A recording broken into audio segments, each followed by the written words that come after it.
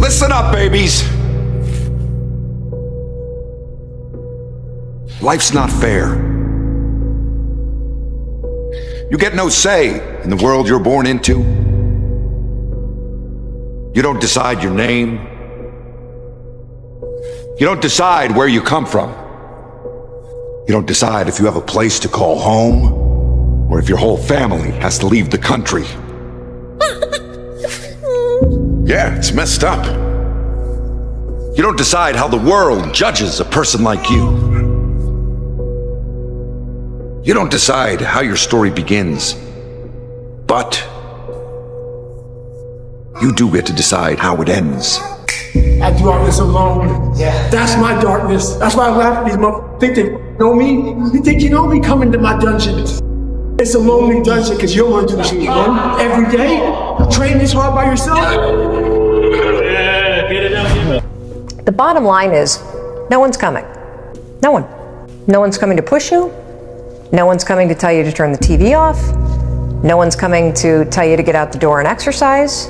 Nobody's coming to tell you to apply for that job that you've always dreamt about. Nobody's coming to write the business plan for you.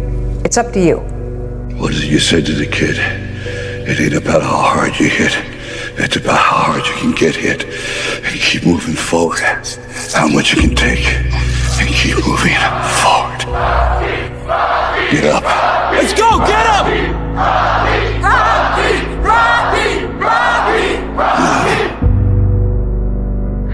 If you're gonna do it, you'll have to do it alone. You don't think I got the guts to do it alone? Okay, I'll show you who's wearing the pants. Nobody cares about you is something that was never made clear to me. And I mean that in the most positive, optimistic, inspiring, motivating way. You think that everybody's paying attention. And because of that, it kind of controls how you think. And the reality is nobody gives a shit. Nobody has time for you. I don't care about being solitary. I don't care about being on my own. I don't care about taking risks because for a very long time I was, in any case, on my own. I found myself in a place that I just never envisioned I would be. I would wake up every morning just pinned to the bed with anxiety. And I became somebody that I barely recognized. The thing that's interesting about being stuck in life is that the fact is, you know what you need to do. That's the easy part. It's the how. How the f do you make yourself do what you need to do? When you are scared or overwhelmed or anxious or hopeless or depressed or any of the stuff that happens to you as a human. That's the $100 million question. So after that fight when I lost, and I'm looking at all these people and they're all celebrating my demise and saying I'm done and this, and it certainly lit a fire under my belly. Every single person doubted me. Every single fighter doubted me. Doubt me now. You only got one life, guys. Again, if you work it right, you only need one. If you choose this path, you do it alone. Look, nobody owes nobody nothing. You owe yourself. No one's coming back to help me. So it starts with that person in that mirror. You have to realize you are on your own now. And whatever else you believe in, I don't care what you believe in, but on earth, it's a very lonely journey. The bar for excellence has never been so low. Most of your competition quits after the first sign of difficulty because they've never known what hard feels like. If it's hard for you, it's hard for everyone. And most people avoid hard things, which is why you can beat most people by just trying. That's lonely, man. Just like being this only car out in the parking lot. But if you're cool with that, man, if you're cool with walking in the shadows of yourself and, you know, the only person you got is the man right there in the shadow, man. How you doing? Pretty good. How you doing? All right, man. Cool, cool. It's kind of weird having a conversation with you, but ain't no one else around because everyone else has faded way back then, way back there. You know, if you're cool with that kind of walk of life, I tell you, man, the world is your playground. You will rewrite the book on it all. Time to go home and get some sleep. And the sleep I get, by the way, I've earned. I'll be dead asleep in no time. The one companion that's always going to be with you is yourself. And I think the first thing you have to do, I think the first thing we have to do is we have to get ourselves to the point where we don't necessarily need a companion. We don't want to be left alone by ourselves with ourselves. So we come in and we sit down and we get on our phone, or we turn on the TV, or we go wherever, we do whatever, because we don't want to face the reality of being by ourselves with ourselves. Start making yourself a companion that you're comfortable with, and become comfortable in your own skin. You're not having a bad year. You've had a few bad days that you're thinking about for the rest of the year. I've found it helpful when I'm in a bad season, like I'm in right now, to just focus on having a good day. A good day in a bad season is a bite-sized victory. String a few of those in a row, and a bad season feels less hard. I'm pretty sure the difference between a happy life and an unhappy one doesn't come down to how many good or bad days you have, but which days you think about over and over again. In some seasons of life, maintaining is winning. I just have bad news for everybody. Nobody cares that you don't have time to practice. Nobody cares that you didn't grow up with money. Nobody cares that you came from a bad neighborhood. Nobody cares about your problems. No one is going to save you. We can't do this for you. This journey predominantly must come from you. It's not what other people think. It's your life. But if it's your life, you gotta be willing to pay the price. I knew that no one was coming back to help me. No one was gonna miracle me to be somebody special. Everybody that called me, my dad, my mom, all my situations were on me now. And solely on me. You have to take your own responsibility. No one's going to save you. You have to do it. Should I go back? Should I lean back into getting a bag in with the boys on a weekend? Is that the highest, way that I can live my life passion forward? Because that's what everybody else does. And all of my friends are taking the piss. Oh, not drinking again. Too good for us, are we? Not going out again this week. Oh, okay. Well, enjoy staying in home and reading. Fucking nerd. So you're going to feel the pain of being ostracized from the group of friends that you used to have. But you're stuck in this messy middle where you haven't yet worked out who you are on the other side of this. And that lonely chapter that's in the middle is something that I would say almost nobody that I've ever met who has gone from a place where they are to a place where they want to be hasn't gone through. The small steps in between the big successes that everyone sees. No one sees this. Right now, I'm saying, there's a confidence to it, man. There's a bad motherfucker. It's the moments in life, the decisions you make on a moment-to-moment basis that add up to be the guy or not the guy. Tonight, I did something, that I feel more of a guy. For me, who I am, my guy. I think about the gap from where people are in a place that they don't want to be until they get to a place that they do. And I think of it like a lonely chapter.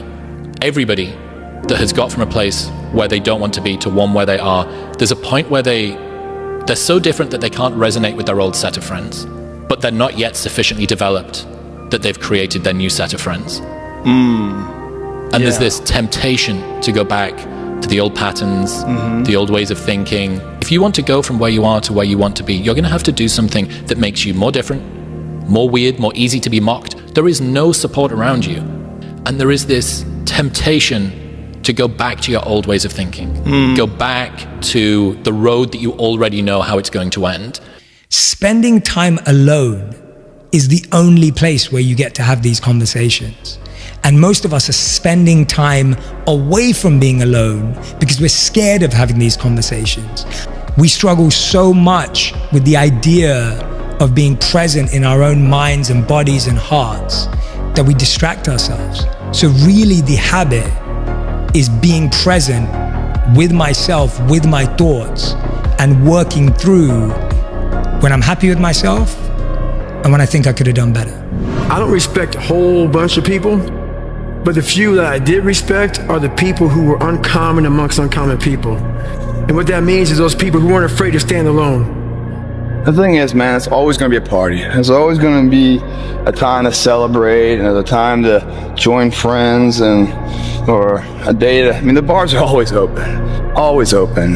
No matter how old you are, they're always open, What's not always open is the opportunity to check the box in life, you know, to achieve your dreams. That's not always open, man. That's right here, you know, that's getting ahead of the competition. There's an overwhelming sense of fulfillment and pride and satisfaction with that. If you're going through that right now, and I promise you, every single person who wants to do something with their life and has done something with their life has gone through the exact chapter that you're going through, and it's the lonely chapter. It's the chapter where you don't fit in with your own friends, but you don't have the outcomes yet to fit into a new group of friends. And you're doing this thing, you're consuming content on the internet, you're doing these free tutorials online to try and figure out how to set up a podcast and where do I host this thing, and then you're going through this and you're like, is this even worth it? Because you have no signs of success, right? But if there's anything that you can take away from what we're saying right now, is that the sign of success is the hate that you get along the way. We don't have any quiet time with ourselves to sit back and say, what do I really want? There's so many different dialogues in our head that we can't think. So my biggest thing is you have to be alone in a very dark place in your mind to think about what is important to you. You always have to be the person who roots for you before everyone else does. And it's usually a single clap in the auditorium for a very long period of time. It is a slow clap that's just you rooting for you. People struggle to do things alone. And the path of the exceptional person is one of an exception, which means that you are not with other people. And rather than fighting that or bemoaning it, see it as an indicator that you're on the right path. Because if everyone else were cheering you on, then it means you're not in the right place, because it means you're just like everyone else, and that's not where you want to be. And it starts with the accountability mirror of looking at saying, hey, my dad who beat the hell out of me is not coming back. All these things are coming back. I have to face myself. And you have to own all those things that people may have done to you. Now it's yours. You got to own it. And it's yours now to fix the problems that people did to you. It makes no sense. It's not fair. I get it. But if you live in that woe is me mentality of, guess what? My dad did this to me. My mom did this to me. People who bully did this to me. You're going to always live right there. You know, if you're going to create anything of value in this life, you're going to, even if it's with other people, you're going to have to be willing to be on your own for a bit, to forage on your own, to take walks alone. This isn't for the masses. This is for those who are leaving normal behind. Those who are in search of a new realm. It's a lonely journey. You're isolated. Those who used to keep pace with you will fall off. They'll see where their world ends and yours begins. Your ability to suffer, endure, outwork must be greater. You must be willing to extend yourself to the limit with no guarantee of success. Every day, you must ask yourself, did I do enough? And because you're only ever going to do the things that you feel like doing right now or that feel good right now, unless you understand that you've got to parent yourself, you got to push yourself, you're not going to make your dreams come true. You're just not. We're not wired that way. You weren't born that way, you weren't that way when you were growing up, and you're certainly not that way as an adult. And there's a tremendous amount of liberation that comes when you accept the fact that you're always going to need to give yourself a push. You got to learn to pick yourself up on your own. A lot of times these fights and these battles, you got to be your own coach. You got to be your own motivator. Sometimes it's the very people who no one imagines anything of who do the things that no one can imagine.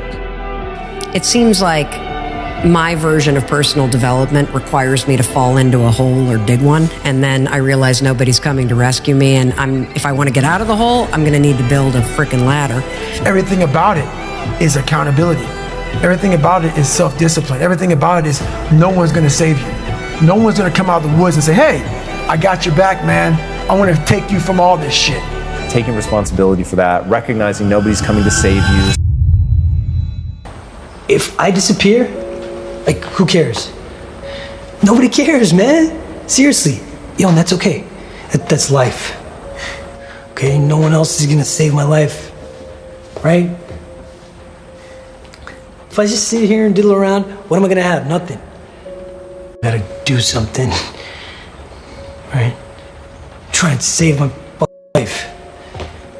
When you down bad, you really find out who in your corner. See, everybody talk that loyal shit. When it's time to be loyal, everybody disappear. What would you do if you weren't afraid? And I love thinking about that when I'm thinking about big life decisions. Like, what would I do if I weren't afraid? And it's usually like the big one, the bigger thing that I really want to do, but I'm afraid to do it. It's like, that's what I should do. If you've been sitting around waiting for somebody to discover you, to pick you, to save you, to rescue you, to give you your shot, it's not happening.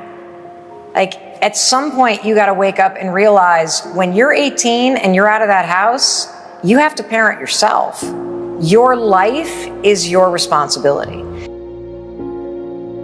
I promise you guys, success is the loneliest road out there. It's you and your shadow at the end, because it's too fucking hard. People don't want to be around you because you cause them to have brainstorming of their failures and shortcomings and how they could have been like you, but they failed. And then if you're a nice guy, they hate you even more because you're successful and nice, and then they hate themselves for hating you. But they're just hating how they ran their life because they sold their soul early in life. Without pressure, there is no change. And if you contaminate yourself, that pressure will cause your worst fears to be not motivation and encouragement, but be the demise of what your efforts and potential could be. You have to make that start. You have to separate yourself from the pack. You have to be willing to spend time with yourself. You have to be willing to start cutting things out of your nutritional program. Eat healthy. Get enough rest. Get enough sleep. All of these things come into play of finding your purpose. And it's almost sacrificing. You have to sacrifice. Greater the sacrifice, greater the reward. And when you go out and you don't do it anymore, it's very, very clear that you've made the right decision, because your friends will still be doing that, and you'll find yourself that you don't fit in with that crowd anymore. Are you scared to be alone? That's where you grow. That's where you learn yourself. That's where you learn what you like and what you don't like. That's where you learn what you're made of. That's where you get to see, what your character is in solitude. That's where the growth happens. For me, the worst way in life, the biggest way in life to fail is to let motherfuckers know what you want to do. Never let them know your next Never let them know. Yeah. So when I disappear, I'm doing something. It's building up. I'm doing something. Yeah. You're hanging around with the wrong people. That gnawing feeling when you realize you've outgrown your social circle isn't loneliness. It's your ambition finally speaking louder than your need to belong. That's why I go to the gym, for the sense of pride and confidence to nourish the garden and make sure that soil always remains fertile. That's what my love is. The byproduct of that is a good-looking, healthy lifestyle, someone's in shape and everything else. But that's not what my goal is. That's not my vision. That's not my motivation. And he said, you cannot do this. But I got in my truck and I said to myself, but what if I could? What if I could pull off this miracle? How will I feel at the very end if I can defy all the odds? Hate is coming my way. I've always said that shit. And I'm not wishing it. I just know reality of life. I don't care what anyone says. I'm going to work hard. I don't care about the haters. I'm going to work harder. Which, if I work harder, it's going to be better results. Results give you motivation. Let's be honest. Your goals literally keep you from sleeping, bro. Like, you be kind of scared to go to sleep because you want to keep doing more. Obviously, it's unhealthy, and it's going to blow over. Motivation sways, bro. One day you got it, one day you don't. That's where the discipline comes in, and that's where it allows you to be consistent.